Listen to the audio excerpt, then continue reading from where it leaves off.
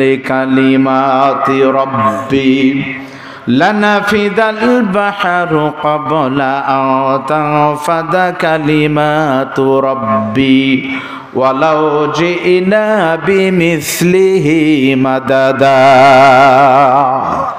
কোরআনের আয়াত শেষ হলে কি বলতে হয় ভাই? এ আল্লাহু আকবার নির্দলীয় একটি স্লোগান। তিনটি তাকবীর দিলে আল্লাহর রহমত হবে। আমরা তিনটি তাকবীর দিব ইনশাআল্লাহ, কোনো আপত্তি নাই তো?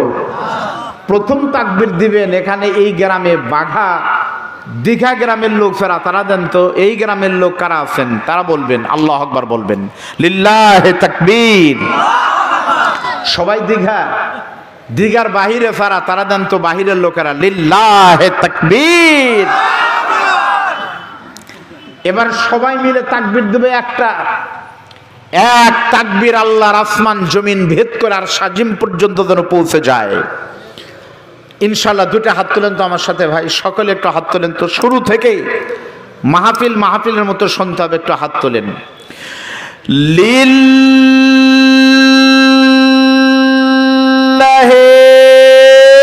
তাকবীর। আলহামদুলিল্লাহ, হাত নামান। আল্লাহ রাব্বুল আলামিন বলেন, নবী বলুন, যদি সারা পৃথিবীর সমস্ত সাগরের পানিগুলো কালি হয় আর তাই দিয়ে আল্লাহর কোরআনের ব্যাখ্যা লেখা শুরু হয়, লিখতে লিখতে সমস্ত পানি এক সময় শেষ হবে, তবু আল্লাহ পাকের কোরআনের ব্যাখ্যা লেখা কোনোদিন শেষ হবে না। বলেন সুবহানাল্লাহ। এটা আমরা এসেছি বগুড়া থেকে। আমাদের চেহারার সঙ্গে আপনাদের চেহারার কোনো মিল আছে? নামের সঙ্গে মিল নাই, রক্তের মিল নাই। আপনাদের সঙ্গে আমাদের দুটি জিনিসের মিল, একটা কোরআন আর একটা হাদিসের মিল, ঠিক না ব্যাটিক বলেন? কোরআন এমন একটি কিতাব, দেখেন 5 মাইল পর পর ভাষার পরিবর্তন কিন্তু হয়। আপনারা কি মনে করছেন আপনাদের রাজশাহীর ভাষা আর আমাদের বগুড়ার ভাষা কি এক? বগুড়ার আঞ্চলিক ভাষায় কথা বললে আপনারা অনেকেই বুঝতেই পারবেন না। বগুড়ার আঞ্চলিক ভাষা মামুতুই আলু আলু, ওই কাউলে ফোনাক কেলি আলু। আপনাদের রাজশাহীর ভাষা মোটামুটি চলে, কিন্তু গোদাগাড়ি পার হলেই অবস্থা খারাপ। আমার প্রথম মনে আছে, আমার মাহফিল ছিল কানসাটে হাজার বিঘি দাওরা হাদিস মাদ্রাসা। তখন আমার গাড়ি ছিল না, বাস থেকে নামলাম, কমিটির লোকজন গিয়ে বলতেছে, হুজুর আসসালামু আলাইকুম। তার মানে আপনি চাপাইতে যাবেন, যত বড় হুজুর হন আগে সালাম তারপরে হুজুর। আপনি রংপুর বিভাগে গেলে পারে রংপুরের লোকেরা র বলতে পারে না, তোমার বাড়ি বলে মুকর বাড়ি ওমপুর বাহে। সিরাজগঞ্জ গেলে কেউ বলে না সিরাজগঞ্জ, মুখের বাড়ি হিরাজগঞ্জ। কেউ বলে না টেকা, সে বলে টেহা। কেউ বলে না ভাই, সবে বলে ভাই। পাশের জেলা হলো পাবনা, কথা বলে যখন গেদা কনে গেছিলি বলে সহের বিদিন। কি কামে গেছিলি? কয় গুরদি উরুম মুরুম খায়া লায়মায় কুরহির বাচ্চা নিয়ে তারপর আসতেছি। ও কোনে কয় তাক্কিজিন। এভাবে করে সারা পৃথিবীতে 5 মাইল পর পর ভাষা আলাদা, সারা দুনিয়া ভাষার কোনো মিল নাই। কিন্তু যারা মক্কা মদিনায় গিয়েছেন, আপনাদের দোয়া আমি গিয়েছি একাধিকবার, ভাষার মিল নাই, চেহারার মিল নাই, কিছুর মিল নাই। কিন্তু কাবা শরীফের ইমাম আল্লামা আব্দুর রহমান আস-সুদাইসি যখন নামাজের নিয়ত করে তেলাওয়াত করে, তখন সারা পৃথিবীর মানুষেরা কালো ধলা ফর্সা সকলেই চোখের পানি ফেলায়। তার মানে 5 মাইল পর পর ভাষার পরিবর্তন হতে পারে, কোরআনের ভাষা সারা দুনিয়াতে একই রকম। জোরে বলেন সুবহানাল্লাহ। এই কোরআনের ভিতরে নাই এমন কোনো জিনিস নাই। কোরআনে শুধু 2টা জিনিস নাই, একটা হলো কোরআনে সন্ত্রাসী জঙ্গিবাদী নাই, আরেকটা হলো কোরআনের ভিতরে কোনো ভুল। This is the book where there is no doubt. কোরআনের ভিতরে ভুল নাই। এছাড়া আপনার ব্যক্তিগত, পারিবারিক, সামাজিক, রাজনৈতিক এমন কোনো বিষয় নাই কোরআনের ভিতরে নাই। যদি কেউ বলে কোরআনের রাজনীতি নাই, কোরআন বলতেছে, বলার সাথে সাথে লোকটি কাফের হয়ে যাবে। আল্লাহ আমাদেরকে বুঝার তৌফিক দান করুন, বলেন আমিন। চলেন আমাদের পঠিত আয়াতে আমরা আলোচনা করব। আমাকে একটু লাইনে উঠায় দেন, আমার সঙ্গে একটু পড়েন আপনারা ইনশাআল্লাহ। আউযু বিল্লাহি মিনাশ শাইতানির রাজীম। বিসমিল্লাহির রাহমানির রাহিম। قل يا عبادي الذين أسرفوا على أنفسهم لا تقنطوا من رحمة الله إن الله يغفر الذنوب جميعا إنه هو الغفور الرحيم। আমি আপনাদের সামনে পবিত্র কোরআনের সূরা জুমার থেকে একটি আয়াতে কারিমা তেলাওয়াত করেছি। এই আয়াতের অর্থ হলো আল্লাহ পাক বলতেছেন, কুল ইয়া ইবাদি, হে আমার বান্দারা, আল্লাযিনা আসরাফু আলা আনফুসিহিম, তোমরা যারা নফসের উপরে জুলুম করেছো, পাপ করেছো, গুনাহ করেছো, লা তাকনাতু মির রাহমাতিল্লাহ, তোমরা আমার রহমত থেকে নিরাশ হও না, হতাশ হও না, টেনশন করো না। ইন্নাল্লাহা ইয়াগফিরুয যুনুবা জামিআ, পাপ করার পরে তোমরা তওবা করো, অবশ্যই তোমাদের পূর্ববর্তী গুনাহ আমি আল্লাহ মাফ করে দিব। সুবহানাল্লাহ বলেন। ইন্নাহু হুয়াল গফুরুর রহিম, নিশ্চয় আমি আল্লাহ ক্ষমাশীল এবং দয়ালু। আল্লাহ বলতেছে যারা পাপ করেছে, পাপী বান্দা, তোমরা আমার কাছে তওবা করো, তওবা করার সঙ্গে সঙ্গে তোমাদের অতীতের গুনাহ মাফ করে জান্নাতি করে দেওয়া হবে। আল্লাহু আকবার বলেন। তাহলে আজকের আলোচনার বিষয়ের নাম হলো তওবা। আপনাদের সকলের বলতে হবে আলোচনার বিষয়ের নাম কি? তওবা। আপনারা বলেন তো ভাই, তওবা শব্দের অর্থ কি? জোরে বলেন, আর একটু কমাও কমাও। তওবা শব্দের অর্থ কি? অনুশোচনা করা। তওবা শব্দের অর্থ হলো আল্লাহর কাছে ক্ষমা চাওয়া। তওবা শব্দের অর্থ হলো ভুল বুঝতে পারা। হাদিসের আর তাফসীরের ভাষায় আত-তাওবাতু মা'নাহু লুগাতান আর-রুজু, আয় আত-তাওবাতু মা'নাহু আর-রুজু ইলাল্লাহ, গুনাহ থেকে আল্লাহর দরবারে একদিকে হওয়া, আল্লাহর দিকে হওয়ার আরবি নাম হলো তওবা। জোরে বলেন, কথা ঠিক না ব্যাটি? বাংলা হলো অনুতপ্ত হওয়া, ভুল বাদ দিয়ে, পাপ বাদ দিয়ে আল্লাহর দিকে যাওয়ার আরবি নাম হলো তওবা। আল্লাহ বলতেছে আমার কোনো বান্দা যদি তওবা করতে পারে, আমি তার জীবনের সমস্ত গুনাহগুলিকে মাফ করে দেব। এখানে অনেক আলেম ওলামা আছেন, আমি আরবি গ্রামার দিয়ে বলতেছি, তাফসীর বুঝতে গেলে, আলোচনা বুঝতে গেলে আরবি গ্রামার সম্পর্কে ধারণা থাকলে ভালো হয়। এখানে ইয়া ইবাদি, এই ইয়াটার নাম হলো হরফে নিদা, ইয়াগফির মুজারির সিগা, ইন্নাটা হলো হরফে মুসাব্বাবিল ফিল, জানগুন এক বচন, জুমার সিগা হলো জুনুব। তার মানে আল্লাহ বলতেছে কেউ যদি গুনাহ থেকে তওবার মতো তওবা করতে পারে, আল্লাহ তাআলা তার অতীত জীবনের সমস্ত গুনাহগুলিকে শতভাগ মাফ করে দিবে। সুবহানাল্লাহ বলেন। তাহলে আপনারা বলেন, তওবা করলে পারে মাফ করে দিবে কে? জোরে বলেন, কে? আল্লাহ বলতেছে তওবা করলেই তোমাদের মাফ করে দেওয়া হবে।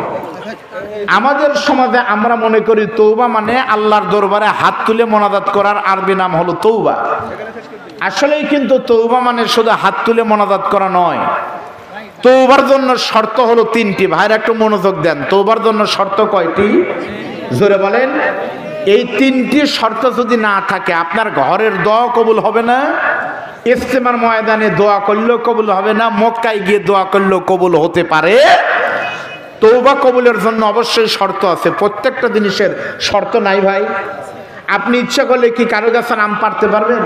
শর্ত হলো আপনাকে হয় মালিক হওয়া লাগবে, না হলে কেনা লাগবে। ওই রকম গুনাহ মাপের জন্য শর্ত তিনটি। কি কি? আল্লাহ পরের আয়াতে বলতেছে এই তিনটি শর্ত না হলে যতই আমিন আমিন করো তোমার দোয়া কিন্তু কবুল হবে না। কি সেই শর্ত? শোনেন পরের আয়াত।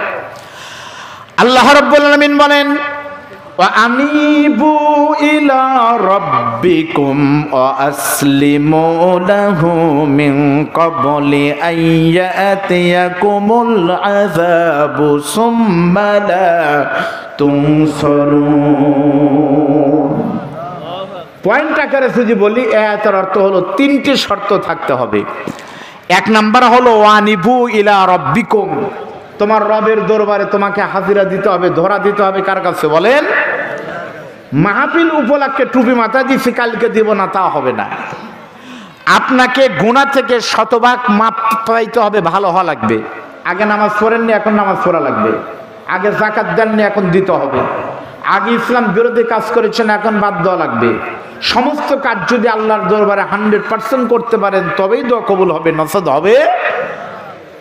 দুই, আল্লাহর কাছে গুনার কথা খুলে বলতে হবে, আল্লাহ আমি এই পাপ করেছি, আর 3 নম্বর হলো যে মাপ একবার চাইবেন ওই ভুল আর কোনোদিন করা যাবে। আর আমাদের বিশ্বাস হলো আমরা পাপ করব অফিসে, মাপ চাইব জুমার মসজিদে গিয়ে, ঠিক না? আপনাদের এলাকায় তো বাগা মসজিদ আছে, প্রাচীন একটা মসজিদ আছে না, টাকার উপরে লেখা থাকতো বাগা মসজিদ তো নাকি?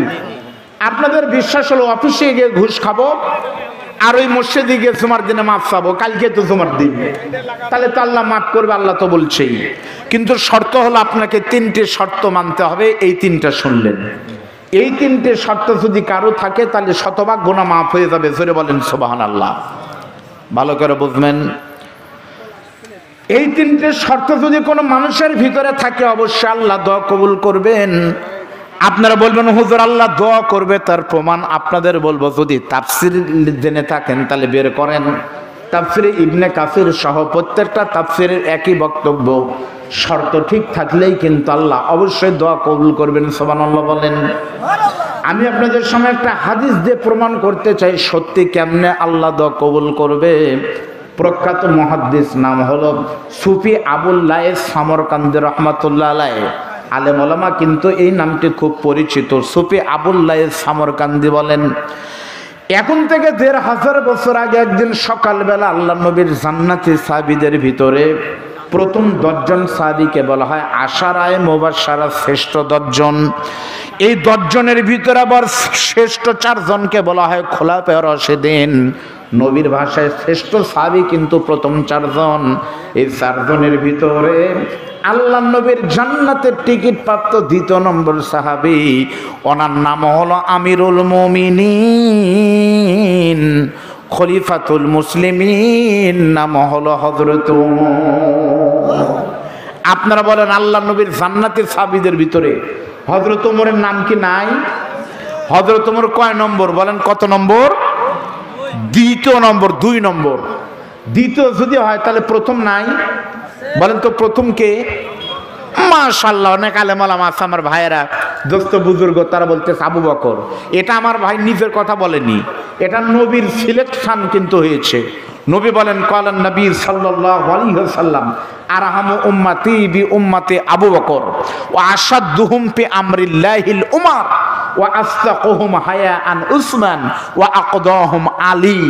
আপনাদের গ্রামে আগামীকাল খুতবার ভিতরে কিন্তু নাম বলা হবে, হবে না? তাহলে বলেন তো 1 নম্বর হলেন আবু বকর, 2 নম্বর সাহাবীর নাম হলেন হযরতে। এমন যদি হতো আমার দেশের শাসক হতো ওমরেরই মতো। তাহলে আমার দেশের শাসক আর ওমর শাসকের ভিতর কি পার্থক্য? একই রকম, তাদেরও 2 হাত পা, আমাদের দেশের শাসকের 2 হাত পা। আমাদের দেশের শাসক আর পৃথিবীর সব শাসক আর হযরত ওমরের ভিতর পার্থক্য হলো, হযরত ওমরের সময় ছিল ইনসাফ ভিত্তিক সমাজ ব্যবস্থা, আর এখন হলো জোরজার, মুল্লুকতার, পালকিজার, বৌতার। জোরে বলেন কথা ঠিক না ঠিক? এই পার্থক্য। আল্লাহ নবীর 2 নম্বর সাহাবীর নাম হলো হযরত ওমর। সেই হযরত ওমর একদিন সকালবেলা আল্লাহ নবীর সঙ্গে দেখা করার জন্য যখন নবীর দিকে রওনা দিয়েছেন, এমন সময় হযরত ওমর দেখতে পায় রাস্তার ভিতরে একজন যুবক বসে বসে শুধু কাঁদতেছে। হযরত ওমর ওই যুবকের কান্না দেখে এক চিল সামনে না গিয়ে যুবকের পাশে দাঁড়িয়ে গেলেন। ওই যুবককে সালাম দিয়ে জিজ্ঞেস করলেন, ভাই তুমি কে? তুমি কে আরবি হলো ভাই তুমি কে, মান আনতা, তুমি কে? তারপর প্রশ্ন করেছে তোমার নাম কি? আরবিতে তোমার নাম কি? তার নাম হলো মা ইসমকা, তোমার নাম কি? আর 3 নম্বর হযরত ওমর প্রশ্ন করেছে মা ইয়াবকুকা ইয়া শাবাব, তোমার কি হয়েছে, তুমি রাস্তার ধারে কেন কাঁদতেছো, তোমার কি বিপদ হয়েছে তুমি একটু বলো তো। সঙ্গে সঙ্গে ওই যুবক হযরত ওমরকে চিনতে না পেরে বলতেছেন, আমি কে, আমি কেন কাঁদতেছি, আমার নাম কি, পরিচয় আপনাকে বলবো না, আমার কষ্টের কথা, দুঃখের কথা আমি খুলে বলতে চাই। যদি আমি আল্লাহর নবীর দেখা পাই, আপনাকে বলে কোনো লাভ নাই, আমার কষ্টের কথা আমি খুলে বলবো যদি আমি আল্লাহর নবীর সাথে দেখা করতে পারি। সুবহানাল্লাহ বলেন। হযরত ওমর তখন বলতেছে তোমাকে আমি নবীর সঙ্গে দেখা করে দিব, চলো যাই। ওই যুবক কান্না করতে করতে, 1 পা 2 পা করতে করতে নবীর দরবারে যখন চলে গেছে, হাদিস শরীফের ভিতরে আছে হযরত ওমর তখন আল্লাহর নবীর সামনে গিয়ে নবীকে একটা সালাম দিয়েছে, নবী সালামের যখন জবাব নিয়েছেন, বিশ্বনবী তখন বলতেছে ওমর আমার কাছে এসেছো কি তাও একটু জানতে চাই। হযরত ওমর তখন বলতেছে নবী আমার প্রয়োজন আমি আপনাকে পরে বলবো, তার আগে একটু শুনতে চাই হুজুর। তাকিয়ে দেখেন এই যে এই যুবক চোখের পানি ফেলে শুধু কাঁদতেছে। এই যুবকের কি হয়েছে, কেন কাঁদতেছে আমাকে কিছুই খুঁজে বলতেছে না, শুধু কাঁদতেছে। আপনার কাছে বলবে যুবকের কি সমস্যা। নবী তখন ডাক দিয়ে বলতেছে বাবা তোমার কি হয়েছে তুমি একটু খুলে বলো তো। ওই যুবক তখন চোখের পানি ফেলে কাঁদতেছে আর বলে নবীজি আমার কান্নার কারণ হলো হুজুর আমি অনেক বড় একটা গুনাহ করেছি। ভালো করে বুঝবেন, আল্লাহ নবী বলতেছে গুনাহ তো মানুষই করবে, গুনাহ করেছে বাবা তুমি তওবা করো। তুমি কি কোরআন পড়নি? আল্লাহ বলতেছেন ইয়া ইবাদিয়াল্লাযিনা আসরাফু আলা আনফুসিহিম লা তাকনাতু মির রাহমাতিল্লাহ। তুমি আল্লাহর রহমত থেকে নিরাশ না হয় তুমি আল্লাহকে স্মরণ করে তওবা করো। নবী তখন বললেন তুমি তো জানো কুল্লুকুম খাত্তাউন ওয়া খায়রুল খাত্তাইনা আত-তাওয়াবুন। সমস্ত বান্দাই পাপী, সবচাইতে দামি পাপী ওই বান্দা যে বান্দা তওবা করে। জোরে বলেন সুবহানাল্লাহ। ওই যুবক তখন চোখের পানি ফেলা কাঁদতে স্যার বলে ওগো আল্লাহর নবী আমি জানি তওবা করলে পরে আল্লাহ অবশ্যই গুনাহ মাফ করে দিবেন, আল্লাহ রহমানুর রহিম, কিন্তু আমি তওবা না করার কারণ হলো হাবিবুল্লাহ, না করার কারণ হলো আমি অনেক বড় একটা গুনাহ করেছি। সুবহানাল্লাহ বলেন। আল্লাহর নবীকে বলতেছে হুজুর আমি তওবা করতেছি না কারণ আমি অনেক বড় একটা পাপ করেছি, একটা ভুল করেছি, অনেক বড় একটা পাপ করেছি। আল্লাহর নবী তখন বলতেছে পাপ করছো? আমি কিন্তু আপনাদের সুবহানাল্লাহ বলতে বললাম। আচ্ছা বলেন তো ভাই গুনাহ করার কথা শুনলে কোনো মানুষ সুবহানাল্লাহ বলে? তাহলে আপনারা কেন বললেন? তার মানে আমি বলে দিছি আপনাদের সুবহানাল্লাহ বলতে, তাই বললেন? এটা তো হওয়ার কথা ছিল না, আপনারা বুঝে বলবেন। আমি আপনাদের গুনার জন্য কিন্তু সুবহানাল্লাহ বলতে বলিনি। আমি সুবহানাল্লাহ বলতে বলার কারণ হলো আমার নবীর কোন সাহাবী যদি কোনো ত্রুটি বিচ্যুতি হয়ে যেত নিজের থেকে কিন্তু এসে অনুতপ্ত হয়ে বলতেন হুজুর আমার এই ত্রুটি হয়ে গেছে আমার এখন কি হবে। আর আমরা নবীর উম্মতেরা যদি কোনো ত্রুটি হয়, কোনো ভুল হয়, কোনো অপকর্ম করি তাহলে নিজের থেকে কি ধরা দেই ভাই? ধরা পড়ে, ডকুমেন্ট থাকে, সিসি ক্যামেরায় ভিডিও থাকে, তারপরেও অস্বীকার করে। ফিরে বলেন কথা ঠিক না ঠিক? আল্লাহ নবী বলতেছে তুমি ভুল করেছো, পাপ করেছো, তওবা করো। লোকটা বলতেছে যেন আমার মন বলতেছে আমার পাপটা অনেক বড়। আমার পাপ কি? সরে বলেন। আল্লাহ নবী তখন বলতেছেন তোমার পাপ অনেক বড়, কিন্তু আমি তোমাকে বলতেছি পাপ যত বড় হোক না কেন তুমি খালেস নিয়তে যদি তওবা করতে পারো অবশ্যই তোমার গুনাহ আল্লাহ কিন্তু নিশ্চিত মাফ করে দিবে। ওই যুবক তখন বলতেছে হুজুর কিন্তু আমার মন বলতেছে আল্লাহর রহমতের থেকেও আমার গুনাহটা অনেক বড়। যখন বলেছে হুজুর আমার মন বলতেছে আল্লাহর রহমতের থেকেও আমার গুনাহটা অনেক বড়, আল্লাহর নবী আশ্চর্য হয়ে বলতেছে আল্লাহর রহমতের থেকে বড় হয় সেই গুনাহ আবার কি? নবী তখন অনুমান করে ধারণা করে বলেছে আল্লাহর রহমতের থেকে তোমার গুনাহ যদি বড় হয় সেই গুনাহটা তুমি বলো তো হাল কতালতা নাফসা। আরবিতে হাল কতালতা নাফসা শব্দের অর্থ হলো তুমি কি মানুষ খুন করেছো নাকি? আপনারা বলেন তো ভাই মানুষ খুন করা কি ছোট গুনাহ না বড় গুনাহ? যদি বলেন সত্যি কিন্তু মানুষ খুন করা কিন্তু একেবারে অমার্জনীয় কিন্তু অপরাধ, কিন্তু আমাদের বাংলাদেশে মানুষ খুন করা কিন্তু কোনো ব্যাপারই না, কোনো ব্যাপারই না। বাংলাদেশে 50,000 টাকার জন্য মানুষ মানুষকে খুন করে। এই বাংলাদেশে ভাড়াটিয়া খুনি পাওয়া যায় 6 ঘন্টার ভিতরে অমুককে খুন করতে পারলে 10 লাখ টাকা দেওয়া হবে, এরকম ঘটনা কিন্তু ঘটতে পারে। আমাদের বাংলাদেশে 2 হাত জায়গার জন্য কিন্তু মানুষ মানুষকে খুন করে। আমাদের দেশে মানুষ খুন করা কিন্তু কোনো বিষয়ের ভিতরেই পড়ে না। জোরে বলেন কথা ঠিক না ব্যাঠি? কত খুন কত হত্যা আমরা দেখতেছি। আজকে ফেসবুকে দেখলাম আল্লাহর রহমত কি জন্য বৃষ্টি হচ্ছে না দেখেন। আজকে দেখলাম মাদ্রাসার শিক্ষক ছাত্রকে বেতের আঘাত করেছে পড়ার জন্য। এই ছাত্র গিয়ে তার বাপ মাকে বলার কারণে আত্মীয় স্বজন এসে মুরব্বী শিক্ষককে এমন পিটন পিটিয়েছে ওই শিক্ষকের পুরো শরীর রক্তে রঞ্জিত হয়ে গেছে। এই যখন হয় শিক্ষকের অবস্থা, তখন ওই জমিন আল্লাহর রহমতের দরকার নয়, গজবি আসা দরকার। জোরে বলেন কথা ঠিকটা বেঠিক? এই জন্য আগের প্রতিষ্ঠানগুলো ছিল ভাঙা, শিক্ষার অদব ছিল। এখন ভাঙা স্কুল মাদ্রাসা চাঙ্গা হয়েছে, মানুষের পরিবর্তে জানোয়ার বের হচ্ছে। জোরে বলেন কথা ঠিকটা বেঠিক? আজকে ফেসবুক আর ইউটিউবে আপনারা দেখেছেন, স্কুল থেকে একটি বাচ্চা বাড়ি ফেরার পথে, ছোট্ট বাচ্চায় প্রাইমারিতে পড়ে, 2-3 বাচ্চা, বাড়ির পাশের একজন সন্ত্রাস একটা যুবক তাকে জঙ্গলের ভিতরে নিয়ে গিয়ে মেয়েটার সাথে জোর করে, ছোট্ট বাচ্চার সাথে জেনা করে মেলামেশা করার চেষ্টা করেছে। ওই বাচ্চা যখন চিৎকার চেঁচামেচি শুরু করেছে, ওই বাচ্চাকে গলা টিপে হত্যা করেছে। ও কিন্তু বাংলাদেশে হচ্ছে। জোরে বলেন কথা ঠিকটা বেঠিক? আমার আল্লাহ বলেছেন, জাহারাল ফাসাদু ফিল বাররি ওয়াল বাহরি বিমা কাসাবাত আইদিন নাস। জলে এবং স্থলে যা কিছু হয় সবকিছু মানুষের দুই হাতের কামাই। আমার কেন যেন মনে হচ্ছে এটি আল্লাহর গজব। কারণ আজ পর্যন্ত বৈশাখের প্রায় 20 দিন হয়ে গেল, এখন পর্যন্ত এক ফোঁটা বৃষ্টি নেই। আবার কোনো কোনো এলাকায় দেখেছেন আপনারা, বৃষ্টির পরিবর্তে এত বড় বড় প্রায় 250 কেজি বা হাফ কেজি ওজনের শিলা বৃষ্টি, বড় বড় শিল পড়তেছে। শিলা বৃষ্টি মানে বজ্রপাতের সাথে হচ্ছে। এটা হবে না কেন? মুসলমানদের জমিন আজকে কোনো প্রমাণাদি ছাড়া আমরা দেখেছি। এই কথা বললে আপনারা মন খারাপ করবেন না, রাজনীতি মনে করবেন না, কথাগুলো আমাদের বলা দরকার, তাই বলতেছি। অপরাধীর শাস্তি হোক, এটা আমরাও চাই। জোরে বলেন কথা ঠিক না বেঠিক?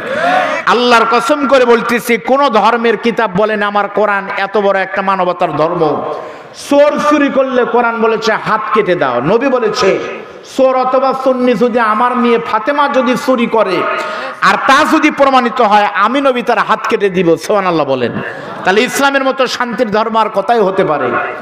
ইসলাম এমন একটি ধর্ম, আমার ইসলাম বলেছে কেউ জেনা করলে পারে তার শাস্তি কি হবে, কেউ মদ পান করলে পারে তার শাস্তি কি হতে পারে। হযরত ওমর নিজের ছেলে খলিফা থাকা অবস্থায় তার নিজের ছেলে আবু শামাকে বিচার করে প্রমাণ করেছে, এটাই হলো the justice in the eye of ইসলাম।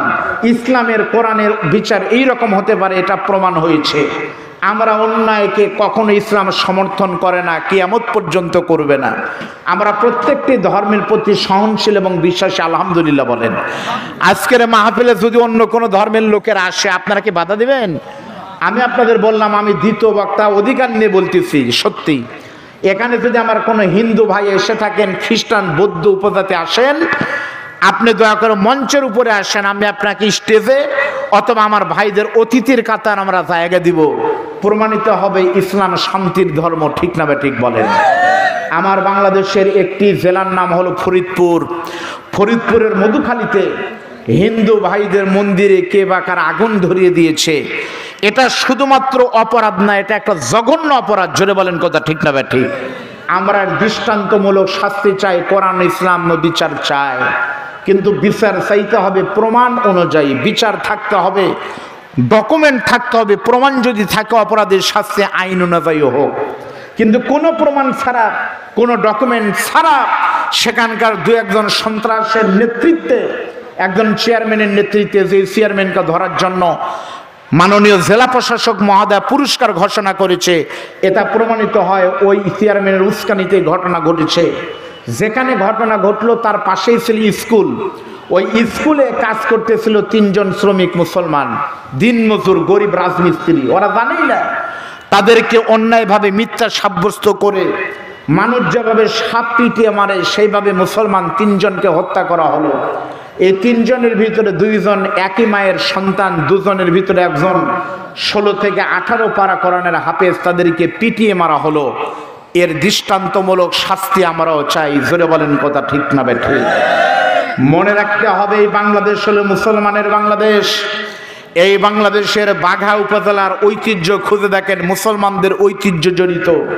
রাজশাহীর নাম আসলে নাম আসে শাহ মখদুম রহমাতুল্লাহ আলাইহের। যেই বাংলাদেশের 10 লক্ষ মসজিদ থেকে ফজর নামাজের আযান হয়, এশার নামাজ পড়ে দেশের দলমত নির্বিশেষে মুসলমানরা ঘুমাতে যায়, সেই বাংলাদেশে দলিল প্রমাণ ছাড়া সাপের মতো মুসলমানদেরকে পিটিয়ে মারা হবে। আর এর প্রতিবাদ করতে গেলে, ইসলামের পক্ষে কথা বলতে গেলে যদি এটা কোনো অপরাধ হয়ে থাকে, হ্যাঁ আমি অপরাধী। মনে রাখতে হবে মুসলমানের বাংলাদেশে কোরআন ছিল, ইসলাম আছে এবং ইসলাম থাকবে। কেউ যদি জোর করে ষড়যন্ত্রমূলক ইসলাম নামক মৌচাকে ঢিল দিতে আসে, মৌমাছি যেমন শান্তিপ্রিয় প্রাণী, কাউকে হুল ফোটায় না, কিন্তু কেউ যদি আঘাত দিতে আসে, সমস্ত মৌমাছি যেমন এক হয়ে সন্ত্রাসকে ঠেকিয়ে দিতে হুল ফুটিয়ে দেয়, ইসলাম নামক মৌচাকে কেউ যদি ঢিল দিতে আসে, সেই রাম আর বামের অস্তিত্ব থাকবে না।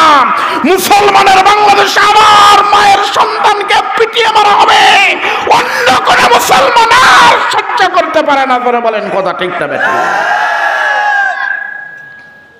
মন খারাপ করলেন আপনারা? আল্লাহ নবী, বিশ্ব নবী তখন বলতেছে, তুমি কি মানুষ খুন করছো নাকি? ওই যুবকটা তখন চোখের পানি ফেলায় কাঁদতেছে আর বলে, নবীজি, আমার গুণটা শুধুমাত্র মানুষ খুন করা নয়, বরং আমার পাপটা হলো মানুষ খুন করার থেকেও আরো জঘন্য গুনাহ। আল্লাহ নবী আশ্চর্য হয়ে বলতেছে, মানুষ খুন করার থেকে জঘন্য? তখন নবী বলতেছে, হাল আশরাকতা বিল্লাহ, তুমি কি শিরক করছো নাকি? শিরক করছো নাকি? আপনারা বলেন তো, আমাদের বাংলাদেশে কি শিরক নাই? তার আগে আপনারা বলেন তো ভাই, শিরকের গুনাহ কি ভালো না খারাপ? প্রত্যেকটি আলেম ওলামা বলবে, যারা আলেম ওলামা, আলেম হওয়ার দরকার না, আমার এই বাবা যদি জিজ্ঞেস করি বলবো, রে বাবা শিরকের গুনাহ বড় গুনাহ, তাই না? আল্লাহ বলতেছেন, ইন্না শিরকা লাযুলমুন আযীম। এখানে ইন্নাটা হলো হরফে মুসাব্বাবিল ফিল, অবশ্যই, নিশ্চয়। আবার শেষে আযীম দৃষ্টান্ত দিবা, আমি দ্বিতীয় বক্তা, আমি ভুলে যাইনি আজকে। সেটা হলো, আমার বাংলাদেশে ভাইরাল দুজন ব্যক্তির নাম হলো TikTok Prince Mamun. Prince Mamun TikToker. তার মাথার দিকে তাকালে মনে হয় কত রং, এই পাশে নীল, এই পাশে লাল, এই পাশে হলুদ হতে পারে। তাদের নিয়ে আমাদের কোনো বক্তব্য মাহফিলে নেই। এই প্রিন্স মামুন এই টিকটক করে কোটি কোটি টাকা কামাই করে, করুক, ওর ব্যাপার। সেই ছেলেটা, তার মায়ের বয়সে একটা মেয়ে, নাম হলো লায়লা, তাই তো? লায়লার সাথে সম্পর্ক করে 21 সাল থেকে একই ছাদের নিচে, একই ঘরে, এক খাটে বসবাস করে। সবাই জানে হতেই পারে ছোট বড় ব্যবধান, বয়স যদি প্রাপ্তবয়স্ক হয়, 20 বছরের ছেলে 40 বছরের মেয়েকে বিয়ে করতে পারে, ভার্জিন হতে পারে, ইনটেক হতে পারে, কোনো সমস্যা নাই। আমরা তাই ধরে নিয়েছিলাম, কিন্তু হঠাৎ করে ঈদের পরে দুজনের গন্ডগোল হয়ে প্রিন্স মামুন চলে গেছে, লায়লাকে ছেড়ে ঘোষণা দিয়ে গেছে লায়লার সাথে কোনো সম্পর্ক নাই।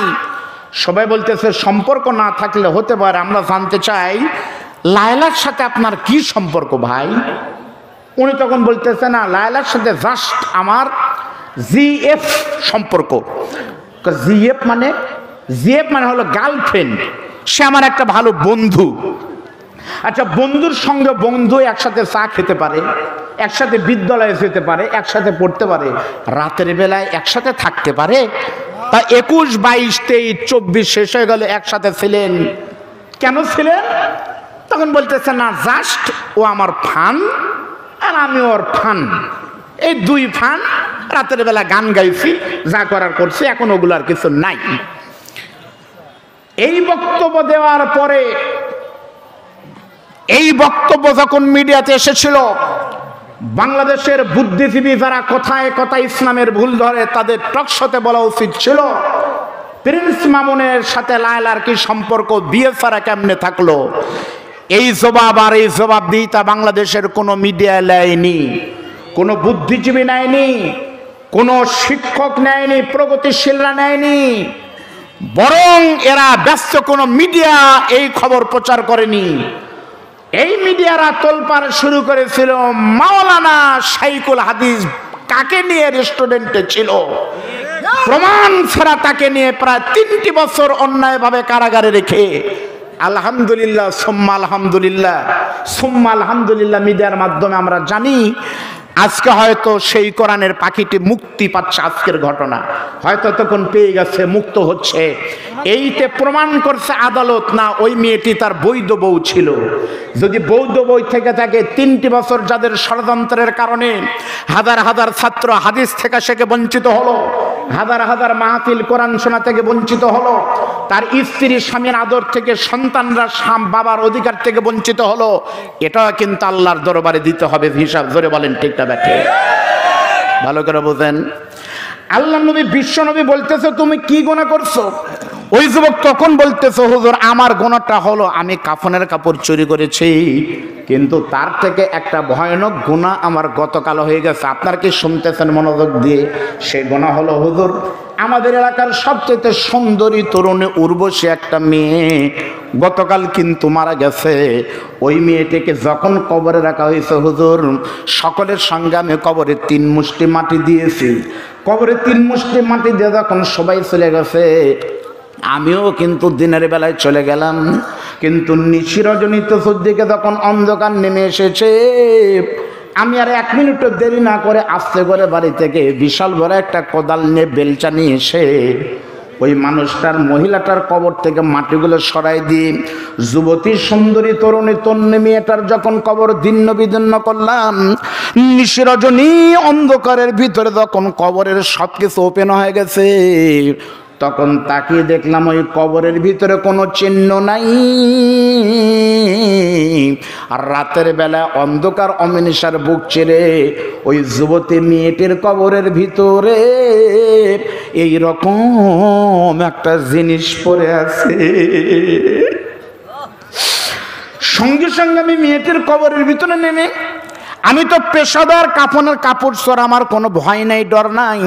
মুহূর্তের ভিতরে যখন আমি মেয়েটির শরীর থেকে কাফনের কাপড় টানা শুরু করেছি, অল্প সময়ের ভিতরে 5 টুকরা কাপড় যখন আমার হাতের সঙ্গে জড়িত হয়েছে, আমি আস্তে করে কবর থেকে তখন উঠে কাপড়গুলো নিয়ে চলে যাবো মদিনার মার্কেটে। এমন সময় পিছন থেকে কে যেন আমাকে বলতেছে, আল্লাহর বান্দা এন্তাদের কলিলা, একটু দেরি করো, তুমি একবার শুধু তাকায় দেখো মেয়েটি কেমন। ওই মেয়েটি কেমন তুমি একবার তাকায় দেখো। বলেন তো, কবরের ভিতরে মেয়েটির শরীরের দিকে তাকানোর পরামর্শ দিচ্ছে। এই পরামর্শ কোনো হুজুর দিল, কোনো বক্তা দিল, কোনো পীর দিছে, নাকি শয়তান দিছে? শয়তানের কথা মতো হুজুর তখন আমার হাতের লাইট যখন মেয়েটির বুকে মেরেছি, যুবতী সুন্দরী তন্ন উর্বশী মেয়েটির শরীর দেখে নিজেকে কিন্তু আর আমি স্থির রাখতে পারিনি। শয়তানের ধোকায় পড়ে নিজের সব অস্তিত্ব ভুলে গিয়ে তখন কবরের ভিতরে ওই মেয়েটির সঙ্গে আমি বিরাট পাপ করেছি, জেনায় আমি লিপ্ত হয়েছি। মেয়েটির সঙ্গে জেনা করে যখন আমার দৈহিক চাহিদা মিটে গেছে, আস্তে করে কবর থেকে উঠে গিয়ে কবরটা সুন্দর করে দিয়ে কবরের 5 টুকরা কাপড় নিয়ে যখন রওনা দিলাম, এমন সময় আমার মনে হচ্ছে যুবতী সামনে এসে বলতেছে, আল্লাহর বান্দা তুমি একটু শোনো, তোমার সঙ্গে আমার কিছুক্ষণ কথা আছে। সেটা হলো তুমিও কিন্তু মুসলমান, আমিও মুসলমান। তোমাকে যিনি বানিয়েছেন আমার কিন্তু উৎপত্তি সেখান থেকেই। আবার আমাকে যিনি কবরে রেখেছে, আমাকে তোমাকে এক জায়গায় উঠানো হবে। এই যে কবরের ভিতরে আমার প্রথম রাত, আজকে প্রথম রজনী, আর প্রথম রাতেই তুমি আমার জীবনের সমস্ত সম্পদ তুমি শেষ করেছো। ওই আল্লাহর কসম করে বলতেছি, যখন থেকে নামাজ ফরজ হয়েছে সুস্থ অবস্থায় কোনোদিন 1 ওয়াক্ত নামাজ বাদ দেইনি, কোনোদিন রমজান শরীফের রোজা বাদ দেই নাই। আমার এই সুন্দরী মুখটা কিন্তু দুনিয়ার কোনো পুরুষ দেখেনি, যেহেতু আমি এখনো বিবাহ হয়নি। আমার আল্লাহর ফায়সালা অনুযায়ী আমি কবরে চলে আসছি। শুধুমাত্র দুনিয়াতে 2 জন পুরুষ আমাকে দেখেছে মুখটা। 1 নম্বর আমার জন্মদাতা পিতা, 2 নম্বর আমার কলিজার টুকরা ছোট ভাই। আর আজকে কবরের ভিতরে তুমি উলঙ্গ করে আমার সর্বনাশ করে চলে গেলে, মনে রেখে দিও কমপক্ষে কবরে 50,000 বছর থাকতে হবে। আমি কোনোদিন গোসলও করতে পারবো না, এই অবস্থায় কিন্তু আমাকে তুমি শেষ করে দিয়ে গেলে।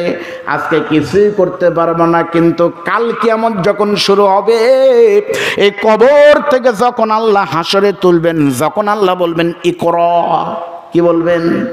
আমরের সিগালে মালা বলবেন ইকরা পড়। আপনারা নাকি মনে করছেন কিয়ামতের দিন আল্লাহ হিসাব নিবে থানাওয়ারি। বাউসা ইউনিয়নের লোকেরা জান্নাতে যাও, তাই বলবে? শামকদুম বাবার দরবারে কারা সিন্নি দিছো, তোমরা এই জান্নাতে ঢোকো, তাই বলবে? হিসাব হবে এক এক করে। হিসাব হবে কয়টা করে? কিভাবে? রাজশাহী মেডিকেলে ডাক্তার দেখাতে তখন যান চেম্বারে, যতই রুগীর সিরিয়াল হোক, ডাক্তার কি একসাথে সবাইকে দেখে না, এক এক করে দেখে? ওই রকম করে এক এক করে আল্লাহ ডাক দিবেন, তুমি আসো, নাম কি? ময়নুদ্দিন, বাড়ি কোথায়? উনি বলবে আমার বাড়ি দীঘা বাঘাতে। আল্লাহ বলবেন তোমার আমল নামা তুমি পড়ো। তোমার নাম কি? আব্দুল বারী রশিদি, তোমার আমল নামা পড়ো। আল্লাহ কলম নিয়ে থাকবেন হাকিম, আসামি তোমাকে পড়তে হবে কিতাবাকা কাফা বিনাফসিকা লিয়াউমা আলাইকা হাসিবা। হিসাব দিয়ে জান্নাতে যেতে হবে। জোরে বলেন আল্লাহু আকবার। হিসাব কি হবে? আল্লাহ বলতেছে ফামাই ইয়ামাল মিসকালা যাররাতিন শাররা ইয়ারা। একটা জাররা পরিমাণ হিসাবও কিন্তু জি, এক জাররা পরিমাণ হিসাবও কিন্তু দেওয়া লাগবে। আবার ভালো কাজের কিন্তু পুরস্কার কিয়ামতে হবে। ওই কিয়ামতের দিন দেখা যাবে তুমি কেমনে হিসাব দাও। ওগো নবী, এই কথা বলে মনে হলো মেয়েটি চলে গেছে। হুজুর আপনি আমাকে এখন বলেন তো, এই যখন এই মেয়েটি এই কথা বলে চলে গেছে, আমি তখন আস্তে করে এসেছি হুজুর আপনার কাছে শুনতে চাই, আমার জীবনের এই গুনাহটা আল্লাহ মাফ করবে কি করবে না? আপনাদের অনুরোধ করতেছি এভাবে মনোযোগ দিয়ে 5 মিনিট শোনেন। সঙ্গে সঙ্গে আল্লাহ নবী বিশ্ব নবী রাহমাতুল লিল আলামিন বলতেছে সত্যি সত্যি তোমার গুনাহটা অনেক বড়। যখনই নবী বলছে সত্যি তোমার গুনাহটা অনেক বড়, তখনই যুবকটা মারছে দৌড়। কি করছে? আর সময় দেয়নি নবীকে, কারণ নবী যদি একবার বলে ফেলে তোমার মাপ কোনোদিন হবে না, সত্যি কিন্তু মাপ একেবারে আর হবে না। ঠিক না ঠিক বলেন? কারণ নবী যা বলছে সেটাই কিন্তু ফায়সালা হয়েছে। আল্লাহ যেটা বলছে সেই কথা কিন্তু এদিক সেদিক হয়েছে, কিন্তু নবীর কোনো কথা কিন্তু কম বেশি হয়নি। আল্লাহর কেবলা ছিল কিন্তু মক্কার দিকে, আর নবীরটা ছিল কিন্তু আল্লাহরটা ছিল ফিলিস্তিনের দিকে, আর নবীরটা ছিল মক্কার দিকে। বলেন তো পরিবর্তন হয়েছে কারটা? নবীরটা। আল্লাহটা পরিবর্তন হয়েছে, নবীরটা কিন্তু ঠিক আছে। সেই নবী যদি বলে ফেলে তোমার মাফ হবে না, ওই যুবকটা তখন মারছে দৌড়। হাদিস শরীফের বর্ণনায় পাওয়া যায়। শর্টকাট করে বলতেছি 40 দিন চলে গেছে, যুবকটার কোনো খবর নাই। 40 দিন পরে হযরতে জিবরাইল এসে বলতেছে নবীজি আপনার কাছে একটা প্রশ্ন করতে চাই। কি? ওগো নবী, এখন থেকে 40 দিন আগে লাশের সাথে যে যুবকটা জেনা করেছিল, নবী বলতেছে হ। ওগো নবী আপনি কি জানেন ওই যুবকটার কি খবর? নবী তখন বলতেছে আল্লাহু আ'লাম, আল্লাহই ভালো জানে। বলো হুজুর আল্লাহই ভালো জানে, কিন্তু এই মুহূর্তে আপনাকে জানাবো আমার আল্লাহ খবর দিয়েছে ওই যুবকটা শত শত হাজার হাজার মানুষকে কাফনের কাপড় চুরি করার কারণে আর সর্বশেষ লাশের সাথে জেনা করার কারণে ওই লোকটাকে আল্লাহ জাহান্নাম দিয়ে দিয়েছিল অবধারিত। কিন্তু যুবকটা এখান থেকে চলে গিয়ে ওই যে মদিনার সব থেকে লম্বা বড় আকাশচুম্বী গগনবিদারী পাহাড়, ওই পাহাড়ের মাথার উপর চলে ওই যুবকটা গত 40 দিন ছোট্ট একটা আমল করেছে কোরআন থেকে। ছোট্ট একটা আমল কোরআন থেকে করার কারণে আমার আল্লাহ তাআলা ছোট্ট একটা আমলের উসিলায় এই মুহূর্তে আমাকে খবর দিয়েছে 40 দিন আগে লোকটা ছিল চূড়ান্ত জাহান্নামী এবং জাহান্নামী, কিন্তু গত 40 দিন পাহাড়ের মাথার উপর চড়ে যুবকটা ছোট্ট একটা আমল করার কারণে আমার আল্লাহ তাআলা 40 দিনের ছোট্ট আমলের উসিলায় ওই যুবকের নাম জাহান্নাম থেকে কেটে দিয়ে জান্নাতুন ফেরদাউসের মেহমান করেছে। লিল্লাহি তাকবীর। তাহলে জাহান্নামী হওয়ার পরেও জান্নাতে হওয়া যায়, ঠিক না ঠিক বলেন? কি দিয়া? সেই যন্ত্র, এখানে ওষুধের নাম আছে। Everything is pre written but by supplication is written. এই আমলের দ্বারা ভাগ্য পরিবর্তন হবে, আল্লাহর কসম। সূরা জুমারের 53-54 নম্বর তাফসীর। এই আমলটা যদি আজকে কোনো চোর করতে পারে, আপনার চোরের গুনাহ মাফ। লুচ্চামি কেউ যদি আজকে আপনাদের ভিতরে কেউ করেও থাকে, সেটাও মাফ। যা করবেন, এখানে এসেছেন জাহান্নামে হয়ে, এখান থেকে উঠবেন জান্নাতি হয়ে এই আমল করলে ইনশাআল্লাহ। আমরা এমনি আগায় আছি, মাসটা হলো শাওয়াল মাস, এমনি শাওয়াল। তারপরে আবার জুমার রাতে শহীদি মৃত্যু হয়, জুমার রাতের দোয়া কবুল হয়। আজকে কিন্তু জুমার রাত, আমি আপনাদের সামনে সে আমলের কথা বলবো। শুধু একটু দেখতে চাই ভাই, আজকের এই মাহফিলটা কিন্তু একটা গোরস্থানের মাহফিল, ঠিক না? আচ্ছা বলেন তো, এই কবরস্থানে কার কার মা আর বাবা শুয়ে আছে তার একটা হাত তোলেন তো, বা কোন আত্মীয় স্বজন শুয়ে আছে, মা বাবা বউ সন্তান যারাই আছে, এখানে কাদের শুয়ে আছে হাত তোলেন তো। ইস, ভাই হতে পারে, বোন হতে পারে, মামা হতে পারে, নানা হতে পারে। আচ্ছা বলেন তো, যাদের আত্মীয় স্বজন এখানে শুয়ে আছে তাদের অনুভূতিটা কি হচ্ছে? যে আমিও এখানে বসে আছি, আমার মাও ওখান থেকে শুনতেছে, ঠিক না ঠিক বলেন? ও বন্ধু, একটা কথা মনে রাখবেন, পাহাড় যত বড়ই হোক আকাশের নিচে, আপনাদের পদ্মা নদীতে মাছ যত বড়ই হোক পানির নিচে, আপনার সন্তান যত বড় হন, আপনার জান্নাত কিন্তু আপনার দুঃখিনী মায়ের পায়ের নিচে। এখানে যারা এখানে বসে আছেন তাদের উদ্দেশ্যে শুধু বলবো, মা কিন্তু কোনোদিন আর ফিরে আসবে না। আপনারা এই যে লিটন সমাদদারের ভিডিও দেখেছেন, ওই লিটন সমাদদারের ভিডিওতে আমরা দেখেছি যাদের কিডনি কাটা হচ্ছে যদি প্রমাণিত হয়, তারা কিন্তু গরু ছাগল নয়, তারা কিন্তু মায়ের সন্তান, তাদেরও ছেলে আছে। ওই মাকে কিন্তু সেখানে কত নির্যাতন অথবা ভালো কাজ করা হচ্ছে। ও বন্ধু, সত্য মনে রাখবেন একটা কথা, বউ গেলে কিন্তু বউ পাওয়া যায়, বক্তার পরিবর্তে কিন্তু বক্তা পাওয়া যায়। গতবারের এই মাহফিলের বক্তা, মাহফিলের দিন মারা গেছে আমার ভাই একজন বক্তা, ইলিয়াস ভাই মারা গেছে মাহফিলের দিন। পরের বছর কিন্তু আপনারা ডবল বক্তা পাইছেন। তার মানে হলো, বক্তা মারা গেলে বক্তা পাওয়া যায়, নেতা চলে গেলে নেতা পাওয়া যায়, সন্তান মারা গেলে আল্লাহ চাইলে পরের বছর সন্তান হয়। কিন্তু যাদের মার মুখে একবার কাফনের কাপড় চলে গেছে, সারা পৃথিবী ঘুরে দেখবেন বহু মানুষ চোখে পড়বে, দুঃখিনী মা কোনোদিন চোখে পড়বে না। এই যে প্রচন্ড গরমের ভিতরে এখানে ফ্যান না দরকার না, আমার কিন্তু খবর হয়ে যাচ্ছে। তাহলে বলেন তো, দিনের বেলা যদি বের হতে কষ্ট হয়, এই কবরস্থানে আপনার পাগলি শুয়ে আছে, উপরে কিন্তু ছাতিও নাই, সামিয়ানা নাই, টিনও নাই। সত্যি মার কবরে অশান্তিতে, একদিকে তো গরম, অপরদিকে জাহান্নামের আগুন যখন দিচ্ছে, সত্যি চোখ বন্ধ করে দেখেন আপনার মার চুলে যখন আগুন ধরতেছে, দক্ষিণে মার শরীরের চামড়া যখন পড়ে যাচ্ছে, বাবার দাড়ি যখন পড়ে যাচ্ছে, শুধুমাত্র অপরাধ হলো একটা নেকি কম হয়েছে, একটা হতেই পারে একটা। এই একটা নেকির জন্য কিন্তু কষ্ট হচ্ছে আপনাদের। যাদের মা বাবা নাই তাদের মা বাবা কিন্তু কবর থেকে উঠে কিন্তু এখানে চলে এসেছে, শুধু একটা করে আমলের জন্য হতেই পারে। একটা নেকি যদি আপনি দেন, আল্লাহর কসম, আজ থেকে আপনার মার কবর জান্নাতের টুকরা হয়ে যাবে। জোরে বলেন আল্লাহু আকবার। হতে পারে না, হতে পারে না। ছোট মুখে একটা দোয়া আজকে করে দেয়, দুইটা দোয়া আপনাদের জন্য। এই কবরস্থানের মাহফিল, এখানে কবরস্থানের উন্নয়নে জালসাটা দেওয়া হয়েছে। আপনাদের কাছে একটু ভিক্ষার হাত পাতাবো আমি মেহমান হিসাবে, মুসাফির অবস্থায়। দুটা দোয়া কবুল হবে ইনশাল্লাহ। এক নম্বর, যাদের মা বাবা মরে গেছে, আপনি যেন স্বপ্নে দেখতে পারেন আপনার মা বাবা কবরে ভালো আছে। আর দুই নম্বর, আপনাদের ভিতরে যারা আছেন, হজ না করে কেউ মারা যাবে না ইনশাআল্লাহ। মা বাবাকে যদি স্বপ্নে দেখেন, মা বলতেছে বেটা আমি ভালো আছি, কবরে বাবা বলতেছে বাবা আমি ভালো আছি, তাহলে আপনাকে দিতে হবে। সন্তান নাই যদি সন্তান হয়, মেয়ের বিয়ে হয় না যদি বিয়ে হয়, ছেলে এসএসসি পরীক্ষার রেজাল্ট হবে 7 তারিখে যদি A+ পায়, এরকম নিয়ত করে যদি পূরণ হয়, আপনাদের কাছে 30 পারা কোরআনের নামে নামে 30 জন মানুষের কাছে 30,000 টাকার ভিক্ষা চাই। 30 জনের মা বাবার দায়িত্ব নিলাম, চোখে যেন দেখতে পারেন মা ভালো আছে। আর দুই নম্বর, আপনি যেন হজ না করে কবরে না যান ইনশাআল্লাহ।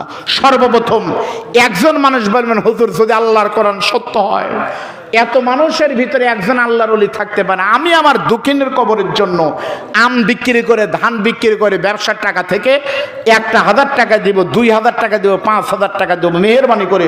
সর্বপ্রথম কে বলবেন, হুজুর আমি দিব, তবু আমার মা যেন ভালো থাকে, হুজুর আমার মাকে যেন দেখতে পারি মা আমার ভালো আছে। একটু মেহেরবানি করে হাত তোলেন তো ভাই। ভাইয়ের